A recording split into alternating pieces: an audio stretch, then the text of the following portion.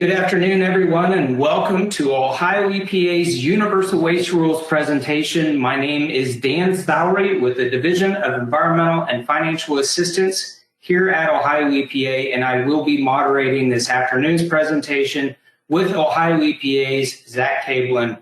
We also have Ohio EPA's Christy Shipley and Tammy Heffelfinger behind the scenes answering submitted questions.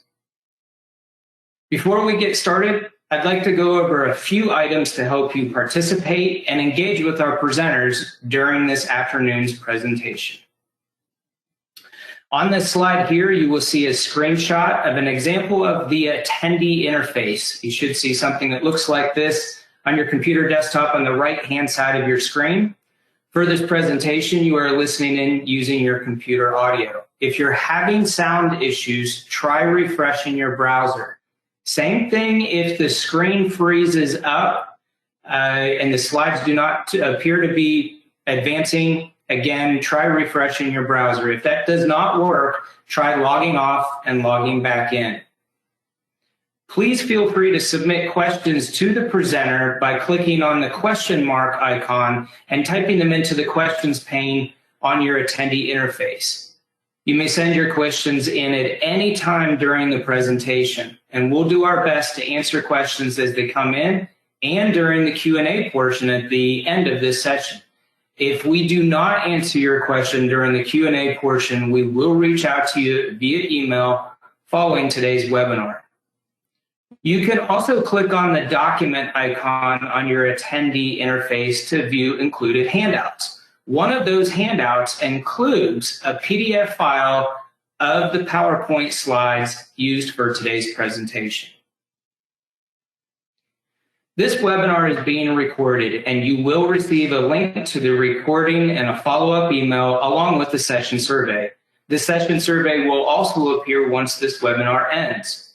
We value your feedback and would greatly appreciate it if you would let us know how we are doing and let us know if there's anything that we can do to further assist you. A certificate of attendance will also be emailed to you after the session. This webinar is approved for 1 hour of registered sanitarian and sanitarian in training credit. To receive credit for attending, please provide your RS or SIT number in the post-webinar survey so Ohio EPA can submit on your behalf to the Ohio Department of Health. This webinar is also approved for 1 BMP hour towards annual educational requirements for C and DD certified operators. You do not need to provide us anything for this certification program. Please just remember to save your webinar attendance certificate and submit it with your certified operator application or renewal to Ohio EPA CNDD operator certification program. And with that, I'm going to turn it over to Ohio EPA's Zach Cablin.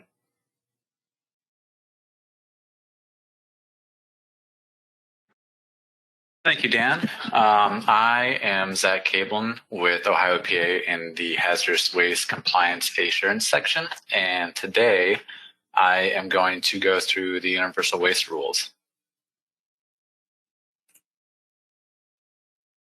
So to start off, we are going to take a little poll, and I'd like to know, are you currently wearing pajamas? And you could choose one multiple choice answer. A is no, all business all the time. 2 is PJs all day. 3 is corporate on top and PJs on the bottom. And 4 is casually cool. All right, that looks about it. So I'm going to go ahead and close the poll and share the results for you, Zach. Oh, all right. Looks like we're almost even with no business all the time and casually cool. I am going to let you guys know I am casually cool as well. So, I mean, that'll take the lead a little bit. But we will continue on with the presentation. The topics that we are going to cover today, first, I will go over some background information Then I'll talk to you about the types of universal waste, what universal waste handlers are and some of the requirements, along with universal waste transporters. Then we'll talk a little bit about universal waste destination facilities. And at the end, there will be some resources and some links for our pages at Ohio EPA.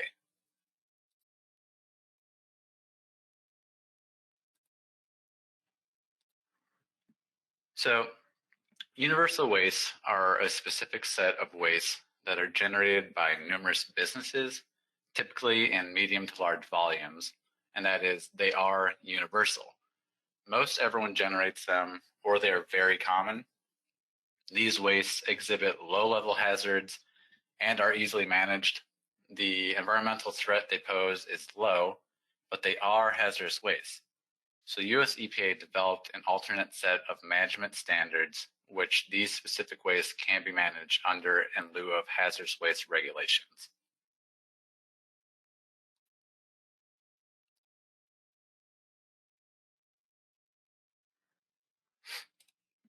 So why would you want to manage these wastes under these alternate set of regulations? Here are some general advantages for a generator to manage these wastes under the universal waste rules. Universal waste is not to be counted when making quantity determinations for hazardous waste generator categories.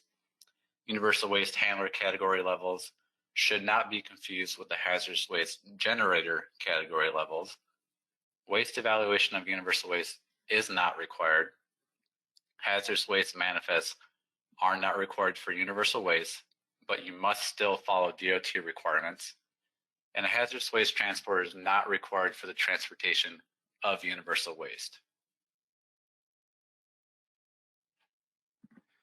So there are 5 types of universal waste recognized nationwide, which are as follows. And the first one is discarded batteries. And batteries are a device consisting of one or more electrically connected electrochemical cells, which are designed to receive, store, and deliver electric energy. And the term battery also includes an intact, unbroken battery from which an electrolyte has been removed. And this category includes hazardous waste batteries such as nickel-cadmium batteries and spent lead-acid batteries. With hazardous waste pesticides, pesticides are any substance or mixture of substances intended for preventing, destroying, repelling, or mitigating any pest, or intended for use as a plant regulator or defoliant. And this category includes hazardous waste pesticides that are either suspended and or recalled under Section 6 of the Federal Insecticide, Fungicide, and Rodenticide Act. They're suspended or canceled as part of a voluntary recall by the registrant, or they're collected in waste pesticide programs. Next, we have mercury-containing devices, and these are a device or a part of a device, excluding batteries and lamps, that contains elemental mercury integral to its function. And some commonly recognized devices are thermostats, barometers, manometers, temperature and pressure gauges, and mercury switches such as light switches in automobiles. The next category we have are lamps, and this category includes hazardous waste lamps that meet the definition in OAC Rule 3745-50-10, which refers to the bulb or tube portion of an electric lighting device. And a lamp is specifically designed to produce radiant energy, most often in the ultraviolet, visible, and infrared regions of the electromagnetic spectrum. And lamps can exhibit the toxicity characteristic for some heavy metals, such as mercury, lead, or cadmium.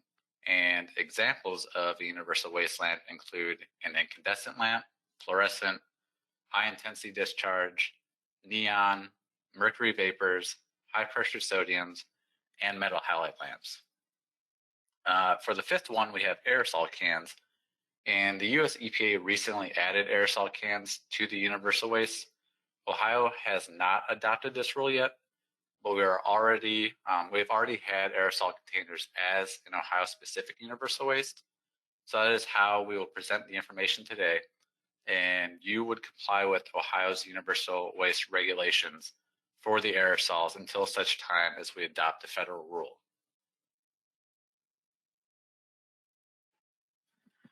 So on December 21st, 2017, Ohio EPA added 3 new types of universal waste to our existing universal waste rules, and these are antifreeze, non-empty aerosol containers, and then paint and paint-related waste.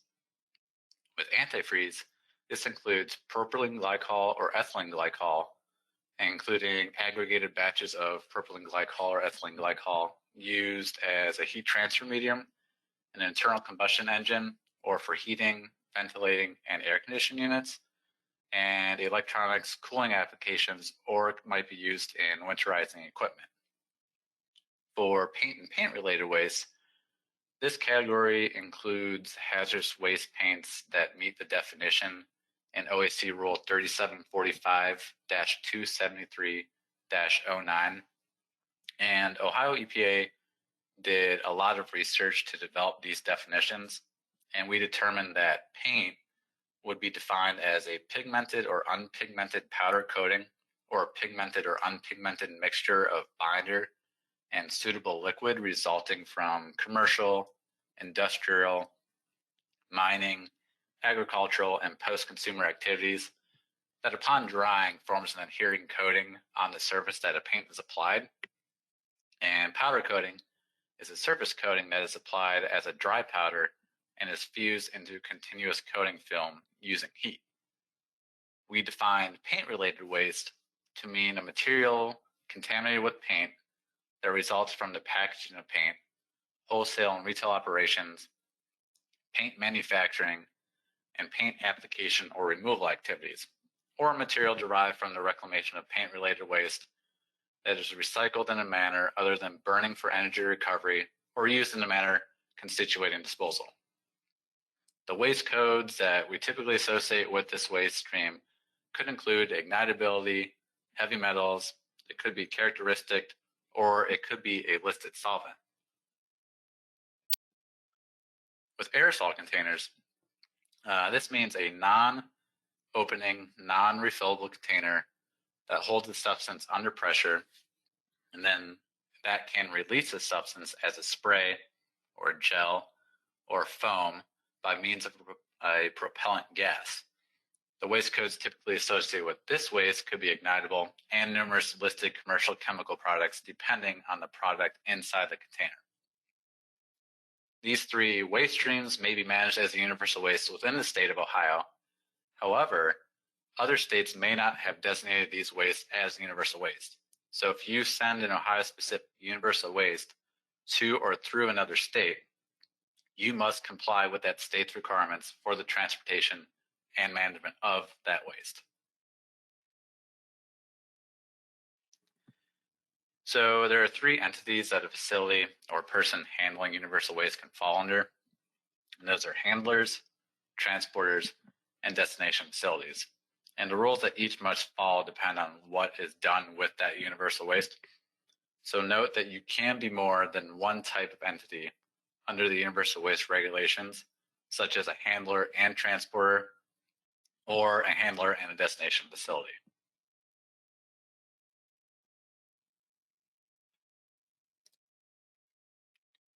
Universal waste handlers can include persons who generate universal waste and persons who receive and store universal waste generated by someone else. The universal waste rules allow these persons to accept and store universal waste from off-site without having to obtain a storage permit.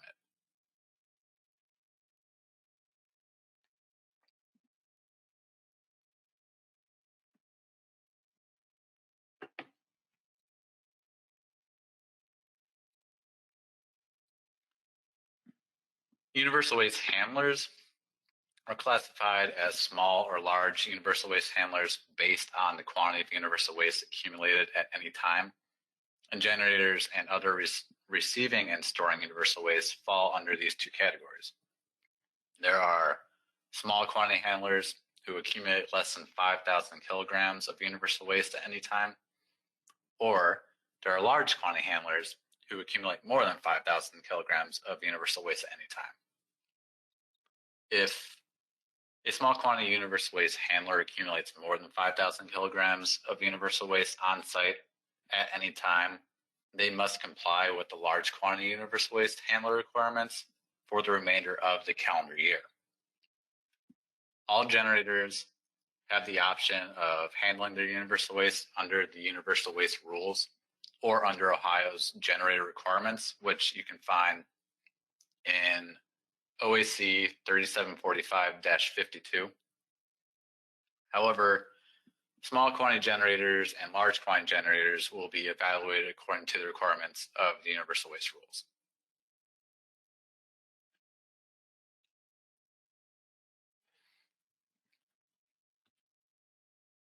So small quantity handlers of universal waste and universal waste transporters are not required to notify Ohio EPA of their universal waste activities. They're also not required to obtain an EPA identification number. Large quantity handlers, on the other hand, must notify Ohio EPA in writing and also obtain an EPA identification number prior to exceeding the 5,000 kilogram storage limit for universal waste. And a handler who has previously notified Ohio EPA of their hazardous waste activities and received an EPA identification number is not required to re-notify. Small and large quantity handlers of universal waste, as well as transporters of universal waste, are not required to obtain a hazardous waste installation operation permit, provided that they comply with all the applicable universal waste rules. And then with destination facilities, they're required to obtain a hazardous waste installation and operation permit for storage of material prior to recycling.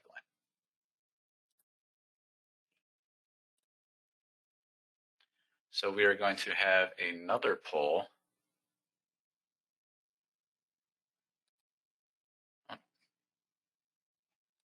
So which of these items below cannot be managed as a universal waste?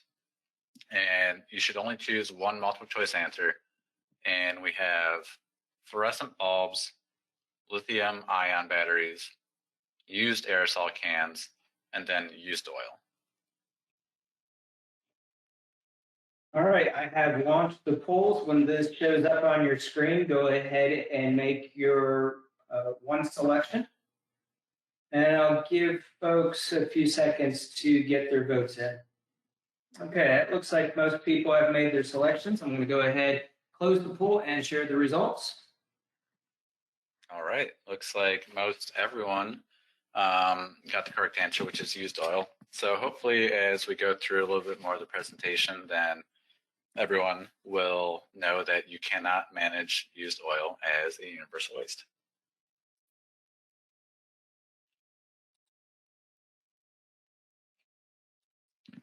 Okay, so both small and large quantity handlers of universal waste shall manage the universal waste in a way that prevents releases of any of that universal waste to the environment using containers or tanks. So containers for each type of universal waste must meet the following criteria. The container must remain closed except when you are adding or removing any universal waste. The container needs to be structurally sound. The container must be compatible with the universal waste that is being stored within the container. The container must lack any evidence of leaks, spillage, or damage that could cause leakage, and they need to be properly labeled, which we will discuss in further detail a little later.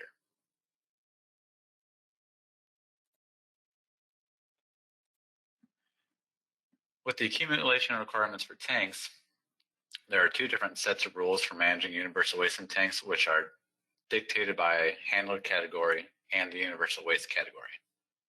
So these tank requirements include things such as general safety practices to prevent leaks, ruptures, and corrosion, maintaining freeboard or equipment to prevent overflow, daily inspections of some items such as discharge equipment or monitoring equipment, or maybe the level of the waste in the tank itself for compliance with Rule 6690 to 99, and weekly inspections of other areas such as secondary containment, if you have it. compliance with 66-90-99 is more involved because it also requires, for example, tank assessment and secondary containment.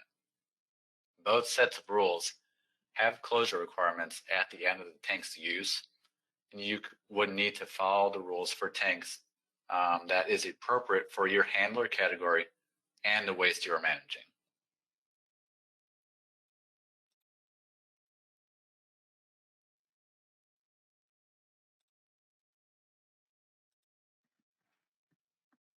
Small and large quantity universal waste handlers may store their universal waste on site for up to 1 year from the time it was generated. If accumulation for greater than 1 year is required, the handler must be able to prove that the accumulation is necessary in order to facilitate proper recovery, treatment, or disposal of that universal waste. For handlers of aerosol containers, you may collect these in containers at a universal waste satellite accumulation area consisting of a container or a unit having a capacity not to exceed 55 gallons, or you may collect these in a cabinet. The aerosol containers must be moved to the main universal waste storage or puncturing area when it is full, where it may be accumulated for up to 1 year. The accumulation date is from the date the aerosol containers are moved from the universal waste satellite accumulation area, if it's being utilized, to a specified accumulation area, or the date the aerosol containers were received at the facility. And this is the only type of universal waste where a satellite accumulation container may be used.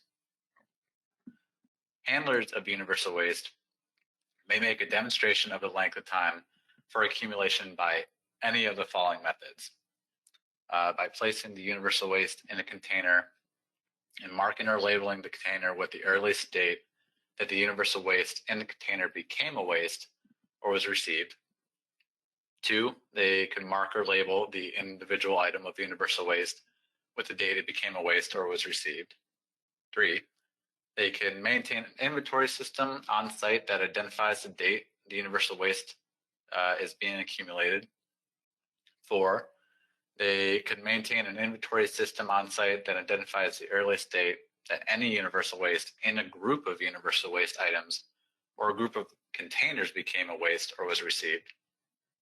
5, they could place the universal waste in a specific accumulation area and identify the earliest date that any universal waste in the area became a waste or was received. Or finally, any other method which clearly demonstrates the length of time that the universal waste has been accumulated.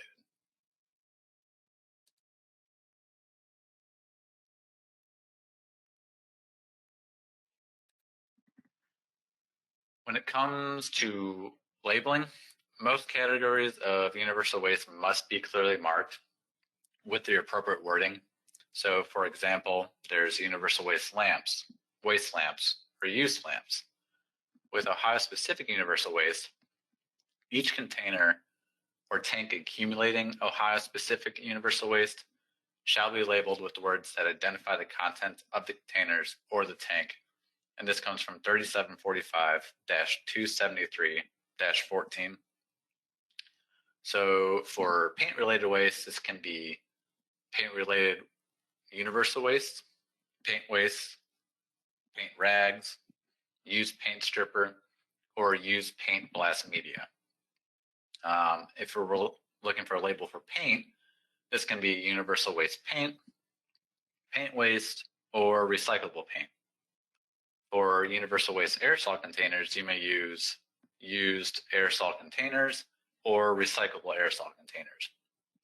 And for antifreeze, you could use used antifreeze, spent antifreeze, universal waste antifreeze, or recyclable antifreeze.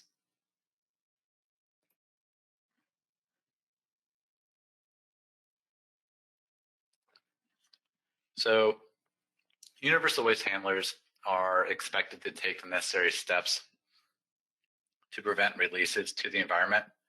But if a release does occur, a handler of universal waste must immediately contain all releases of universal waste and other residues from universal waste. They must also determine whether any material resulting from the release is hazardous waste, and if so, they must manage the hazardous waste in compliance with all applicable requirements. Specifically, any leaking universal waste battery shall be placed in a container meeting all of the container requirements. Any container of universal waste pesticides showing evidence of leakage shall be overpacked in a container meeting the container requirements. Universal waste handlers shall place any universal waste mercury containing equipment with non-contained elemental mercury or that shows evidence of leakage, spillage, or damage that could cause leakage under any reasonably foreseeable conditions in a container, and the container shall be designed to meet container requirements and prevent the escape of mercury into the environment by volatilization or any other means. Universal waste handlers must clean up and place any lamp that is broken or any lamp that shows evidence of breakage, leakage, or damage that could cause the release of mercury or other hazardous constituents to the environment into a container meeting the container requirements and with consideration of the possible release of mercury. Releases of antifreeze must be stopped, cleaned up, and the leaking container overpacked, repaired, or replaced. Spills of universal waste antifreeze that are recovered as a liquid or an adsorbent used to collect antifreeze must be managed as universal waste. Universal waste antifreeze, excuse me. Releases of paint and paint-related waste must be stopped, cleaned up, and any leaking container overpacked, repaired, or replaced. Spills of universal waste paint or paint-related waste will need to be evaluated to determine if it is a hazardous waste. Leaking aerosol containers shall be emptied of its contents or overpacked in a container having enough absorbent material to absorb the leaking contents of that aerosol container.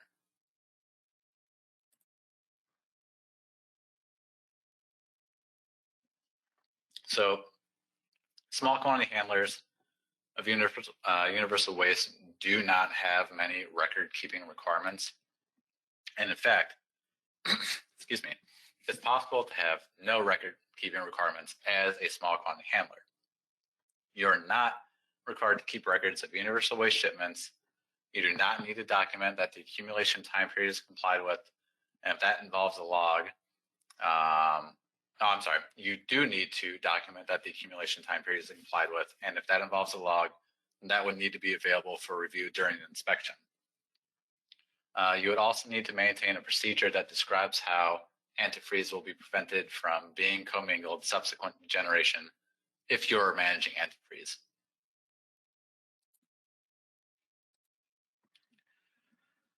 So large quantity handlers will have record-keeping requirements, and you need to keep any log used to document compliance with the accumulation time limit and a procedure that describes how antifreeze will be prevented from being commingled, just like a small quantity handler if you are managing antifreeze. You also need to keep receipt of shipments, and a large quantity handler of universal waste needs to keep a record of each shipment received at the facility, and this could be in a log or an invoice, a manifest, a bill of lading, or any other type of shipping document. And the record for each shipping or each shipment of universal waste needs to include the name and address of the originating universal waste handler or foreign shipper from who the universal waste was sent, the quantity of each type of universal waste received, and the date of receipt of the shipment. For shipments of universal waste offsite, the large quantity handler must follow the same requirements for receipt of a universal waste shipment. A large quantity handler of universal waste will need to retain the records for at least 3 years after the date of receipt or date a shipment left their facility.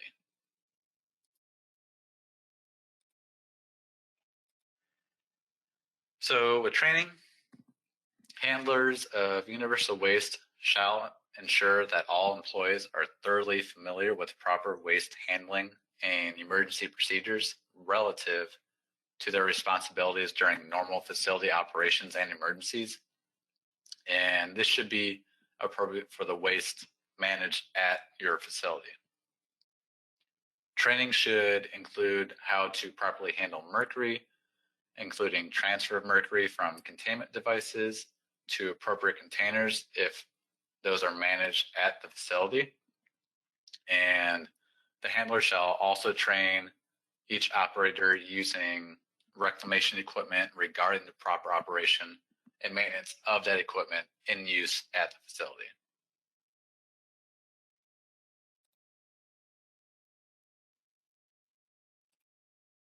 So we are going to have our third and final poll. And again, we are just going to choose one multiple choice answer. So for which entity is the storage limitation of universal waste 10 days or less? And option A is small quantity handler of universal waste. Option B is a large quantity handler of universal waste. Option C is a universal waste transporter. And then option D is universal waste destination facility. All right, I have launched the poll, and this is our final poll, as Zach has said. So if you could take a few seconds once this shows up on your screen and make your one selection, and I'll give folks a few seconds to get their votes in. Okay, so it looks like most people have made their selections. I'm going to close the poll and share the results with you, Zach. Okay, so the correct answer is a universal waste destination facility. Oh wait, you know what? I'm sorry. I think I have my things messed up here on my side. Oh, I'm sorry. It is a destination facility, but I will go over more of the information in the coming up slides. So everyone, hopefully, with the rest of or looking back at the polls, will get the right answers.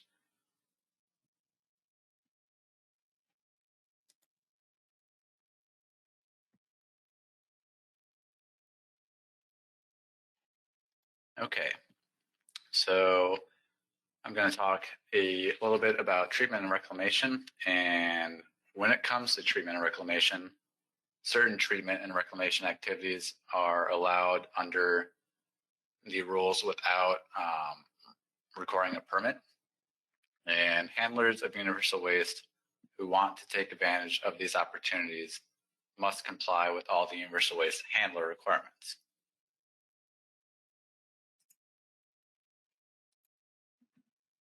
So a handler of universal waste batteries may conduct any or all of these activities as long as the casing of each individual battery cell is not breached and remains intact and closed. And they're able to sort batteries by type, mix battery types in one container. They can discharge batteries so as to remove the electric charge. They can regenerate used batteries. They can disassemble batteries or battery packs into individual batteries or cells. They can remove batteries from consumer products. They can remove electrolyte from batteries. Cells may be open to remove the electrolyte, but shall be immediately closed after removal. With mercury devices, a handler of universal waste mercury devices may remove mercury-containing ampules from universal waste mercury-containing equipment, provided the handler does all the following. They need to remove and manage the ampules in a manner designed to prevent breakage of the ampules. They need to remove ampules only over or in a containment device, such as a tray or a pan sufficient to collect and contain any mercury released from an ampule in case there's breakage. They need to ensure that a mercury cleanup system is readily available to immediately transfer any mercury resulting from spills or leaks from broken ampules from the containment device to a container that complies with the generator regulations found in Rule 3745-52-16 or 3745-52-17. They need to ensure that the area in which the ampule are removed is well ventilated and monitored to ensure compliance with applicable occupational safety and health exposure levels for mercury. They need to ensure that employees who remove ampules are thoroughly familiar with proper waste mercury handling and emergency procedures, including transfer of mercury from containment devices to appropriate containers. They need to store removed ampules in closed, non-leaking containers that are in good condition, and pack removed ampules in the container with packing materials adequate to prevent breakage during storage, handling, or transportation.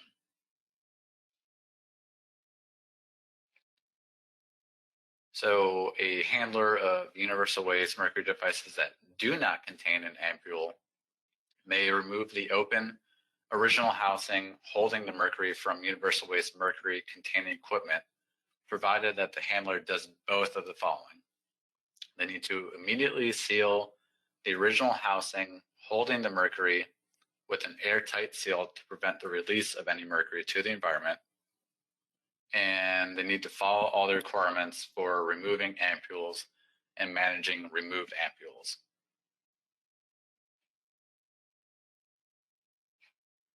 So we get asked about treating your lamps by crushing on occasion, and generally it's not a good idea, as the generator of the lamps, it would be considered treatment of hazardous waste, and you would then be subject to the generator regulations.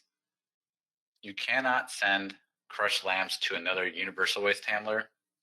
They would have to be transported to a destination facility by a hazardous waste transporter using a hazardous waste manifest. The image above is of a homemade lamp crusher, which we would never recommend. And while some commercially available lamp crushers advertise that they are designed to control mercury emissions when properly maintained, there is still a high potential for exposure to harmful mercury vapors when the lamps are crushed. If you were to try and conduct this type of treatment, Ohio EPA recommends you follow OSHA's guidelines for protecting your workers, but Ohio EPA's position generally remains that generators should not crush their lamps. So if you are receiving spent lamps from off-site and storing them prior to crushing, you would need a hazardous waste storage permit for the storage of those lamps, and they are subject to the hazardous waste regulations. And for these reasons, again, we just do not recommend it. So a handler of universal waste may reclaim antifreeze provided that they use commercially available equipment or equipment specifically custom designed or retrofitted to reclaim the antifreeze, and the handler's reclamation equipment has sufficient processing capacity to reclaim the quantity of antifreeze received or generated by the handler within 1 year. And then any waste generated from the reclamation of the antifreeze is a newly generated waste, and the handler must evaluate this waste to determine if it is hazardous. I want to point out that antifreeze mixed with used oil after generation does not qualify as a universal waste, and that this mixture is regulated as a used oil.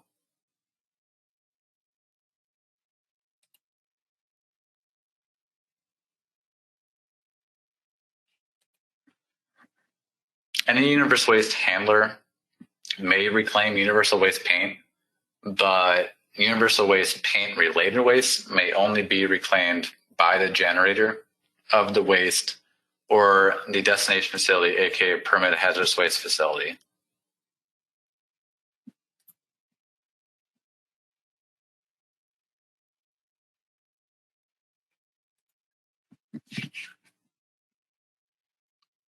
Handlers may puncture, shred, or crush paint containers of 5 gallons or less using commercially available equipment or equipment specifically custom designed for retrofitted to reclaim the universal waste paint or paint related waste. And the collected paint can still be classified as universal waste and may be stored in containers or tanks. Any waste generated from the reclamation of paint and paint related waste is newly generated waste and needs to be evaluated to determine if it's hazardous. If a listed solvent is used in paint cleaning, the waste generated from the distillation of the waste will carry the listing.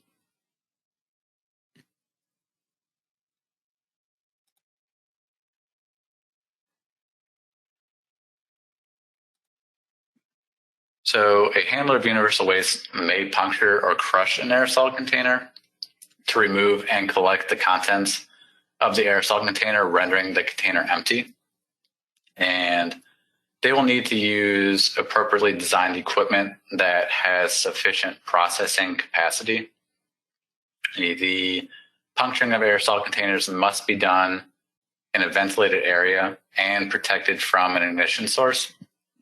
And then the contents of the containers must be collected, but do not mix incompatible waste. The collected material is not classified as a universal waste and will need to be evaluated to determine if it is hazardous waste.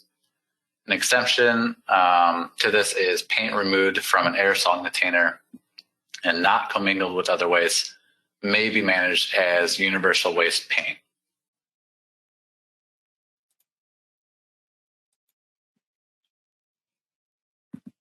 So these particular aerosol containers probably should not be punctured at your facility due to the hazards they pose. And if you generate these at your facility, you should consider an alternate management procedure for these. So things like insecticides, expanding foams, adhesives, and pepper sprays.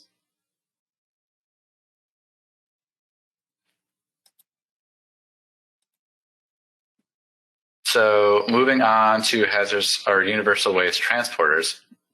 A universal waste transporter may transport universal waste from one handler to another or to a universal waste destination facility.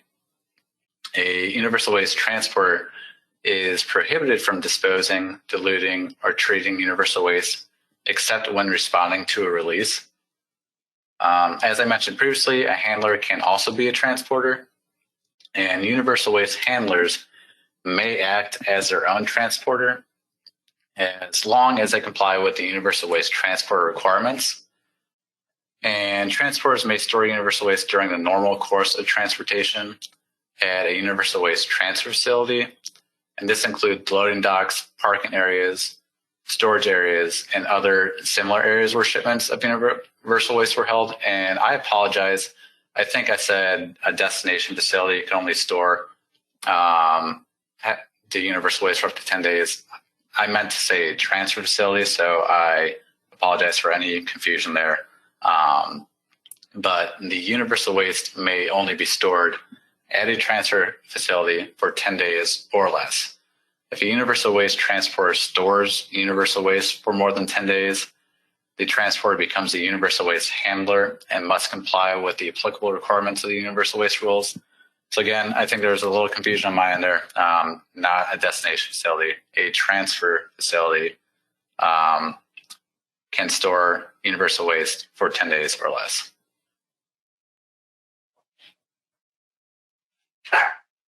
I'm sorry.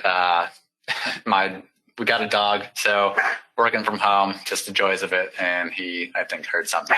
So I'll continue on here. When managing these Ohio-specific universal waste while in Ohio, the waste is considered a universal waste as long as they are managed in accordance with the rule. And when passing through or upon entering the destination state, the waste must be classified per those states' rules.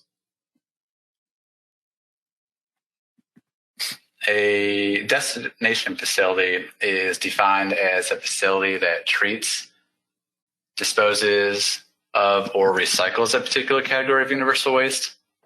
And the owner or operator of a destination facility receives universal waste from transporters and handlers, and a facility at which a particular category of universal waste is only accumulated is not a destination facility for purposes of managing that category of universal waste.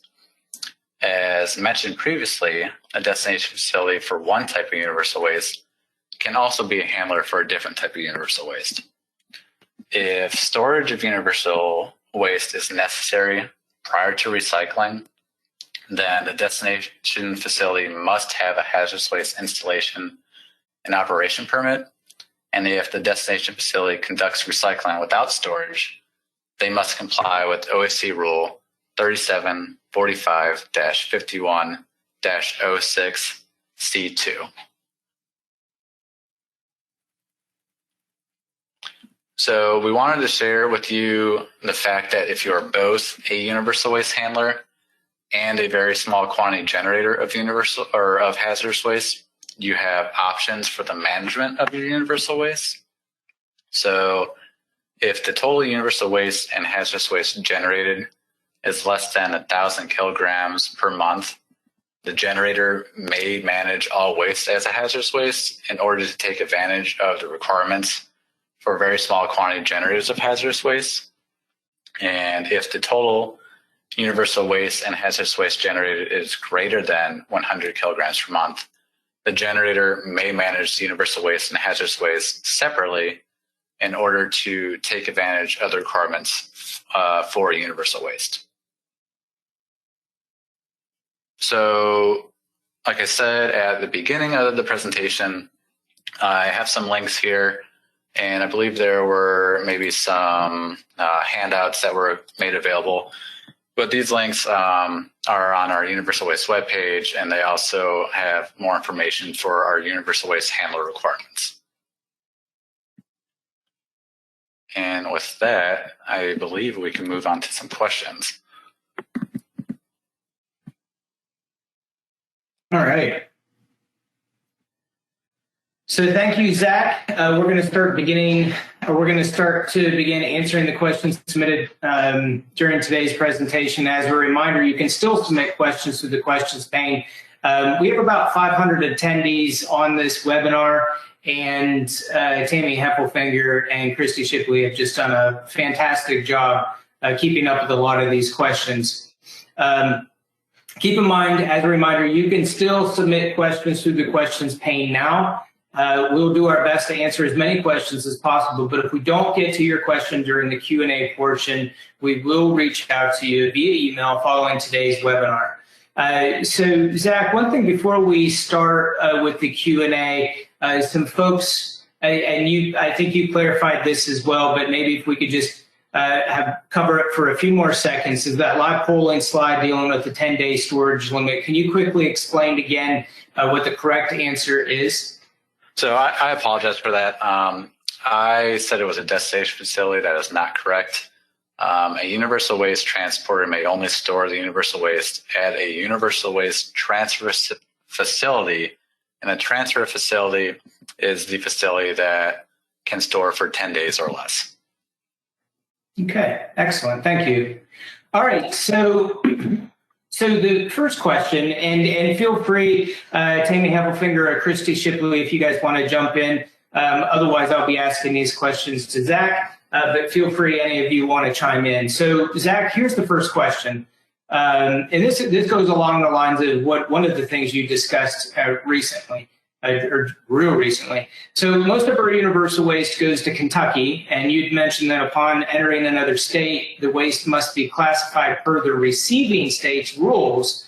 If the waste is classified as hazardous waste in the receiving state, in this situation, Kentucky, a manifest would be required. So how is this accomplished?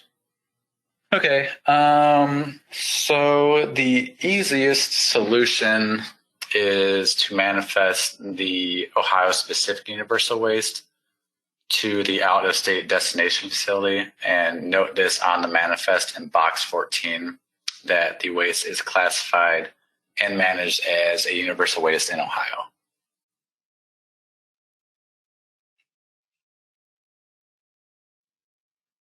All right.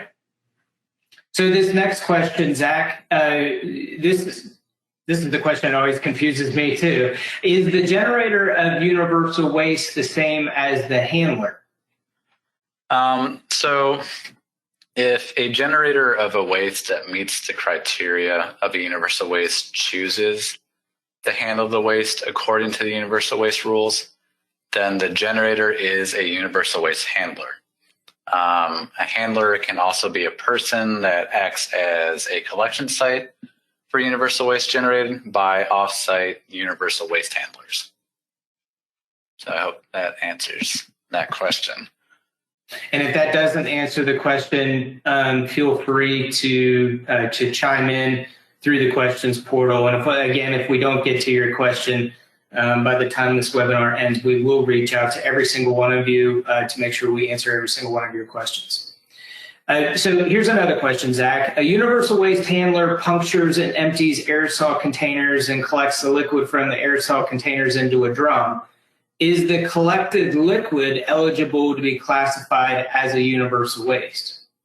So the liquid collected from aerosol containers no longer meets the definition of aerosol container and is therefore is not eligible to be classified and managed as a universal waste. And an exception is if the collected liquid consists solely of paint, which is then still eligible to be classified as a universal waste paint. All right. So it looks like we have another one here that's kind of similar to that one. So if I puncture aerosol cans that only contain paint, can I manage the collected paint as a universal waste? So yes, if the contents collected from the aerosol containers consist solely of paint, they may be managed as universal waste. All right. So a lot of paint-related questions here. Here's another one. Can paint-related waste generated from a lead abatement project, that's a good one, be classified as universal waste? So in general, yes. However, construction and demolition debris contaminated with paint is not included in the scope of the definition of paint-related wastes. Okay. Another question, how does the labeling of universal waste differ from hazardous waste labeling? So for the Ohio-specific universal waste, the containers need to be labeled to identify the contents of the tank or the container. And the rule does not specify distinct terminology to be used. However, for the nationally common universal waste, such as like hazardous waste lamps or mercury-containing equipment, specific terminology is required to be used to label containers and tanks. So under the universal waste rules, the container tank can also be labeled with the accumulation start date if the handler chooses a type of method to document how long the universal waste has been on site. And as always, like when the containers are shipped off site, they must be labeled according to US DOT requirements. For small and large quantity generators of hazardous waste, containers are labeled with the accumulation start date and then the words hazardous waste. Okay. So these next couple questions are related to each other. How do I know if my fluorescent light bulbs are actually hazardous? And then kind of follow up to that, Zach, is what if I have a fluorescent light bulb that isn't considered hazardous? Okay. So before you throw your lamps in the trash, you need to evaluate them to determine if they are hazardous. In order to determine if your waste lamps are hazardous, you could do a few different things. So you can rely on your analytical data provided by the lamp manufacturer, provided that the lamps were tested for all relevant hazardous waste characteristics and the analytical data is correct.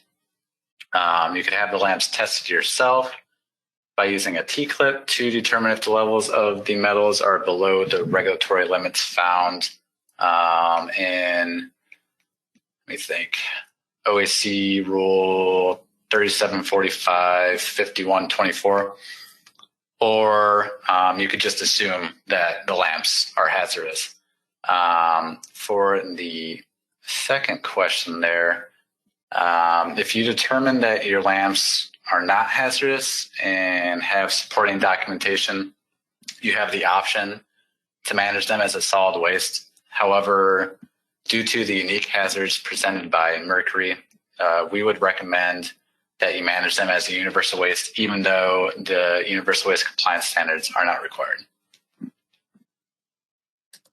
All right.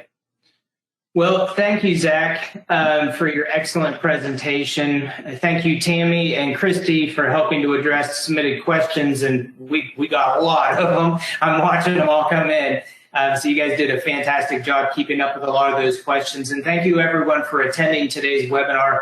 Once you leave, you will receive a survey. We value your feedback, and we would greatly appreciate it if you let us know how we're doing and let us know if there's anything that we can do to further assist you. A certificate of attendance will also be emailed to you. As a reminder, CEUs are available for this session. To receive credit for RS or SIT, that's sanitarian and training hours, please respond to the question about CEUs in the session survey. For CNDD certified operator education requirements, again, please save your webinar attendance certificate and submit it with your application or renewal to the operator certification program. Before we end for the day, please check out our upcoming sessions. On March 11th from 2 to 3 p.m., we'll host our next webinar in our In Your Community series geared for local leaders, elected officials, and city planners, where we'll discuss open burning, odors, dust, and asbestos as it relates to demolition projects. And then on March 12th, Ohio EPA will be hosting 4 environmental sessions where you will be provided an overview of Ohio EPA's major program areas and learn strategies to stay out of trouble. You'll be provided an in-depth look at your hazardous waste and air pollution requirements, and you will hear from 3 senior inspectors from our air, wastewater, and hazardous waste programs on what to expect during a virtual or an in-person inspections. CEUs will be available for each of these sessions. There's no cost to attend these webinars, and to register, go to epa.ohio.gov/DEFA and check or click on the training tab. And with that, we will end today's webinar. Thank you again for joining us, and have a great day.